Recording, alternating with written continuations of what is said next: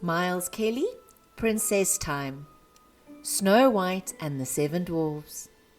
Illustrated by Natalia Moore. One winter's day, a baby girl was born to a king and queen.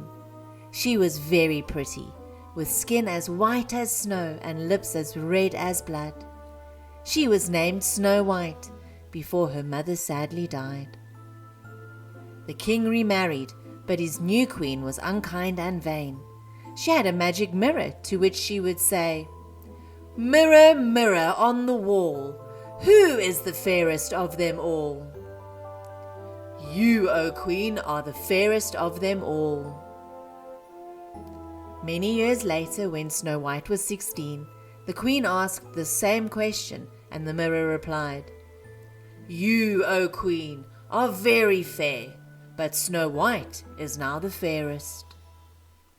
The queen was absolutely furious. She ordered a huntsman to find her stepdaughter and kill her. The huntsman took Snow White into the forest, but he could not bring himself to do the wicked deed. Instead, he told Snow White to flee and went back to the queen, pretending he had carried out her wishes. "Run away, Snow White, and never come back." Snow White ran and ran until evening began to fall, when she stumbled across a little cottage. "I wonder if anyone is home," said Snow White. She walked up the path and tried the door, and to Snow White's surprise, it opened. She went inside the cottage to see if anyone was there. Everything inside was very small and neat. Against the wall stood 7 little beds.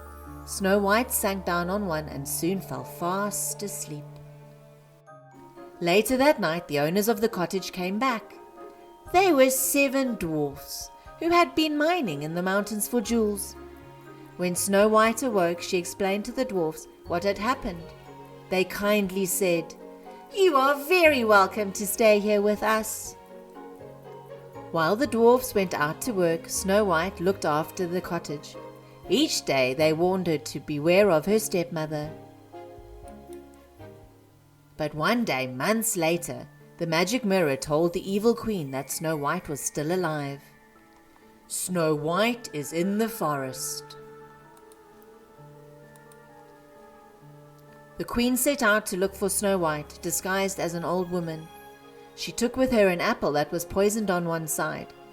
Eventually the queen found the dwarf's cottage and called out to Snow White, "Apples for sale! Delicious, juicy, sweet apples!" "No, thank you," said Snow White.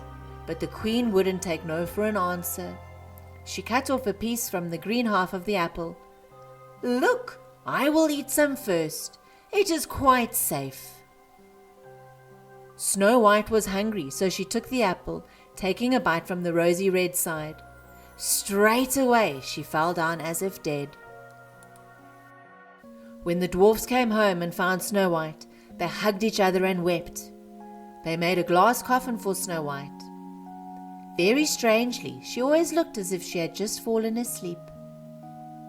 One day a prince came riding past. He stopped to look at Snow White, but as he leant closer, he knocked the coffin. The poisoned apple fell from her mouth and she awoke. The prince took Snow White to his palace to recover, and they soon fell in love. The dwarfs were the guests of honor at the wedding. Congratulations! Meanwhile, the evil queen asked her mirror one last time, "Who is the fairest of them all?" And when she heard the answer, Snow White, she burst into flames. And Snow White and the prince lived happily ever after.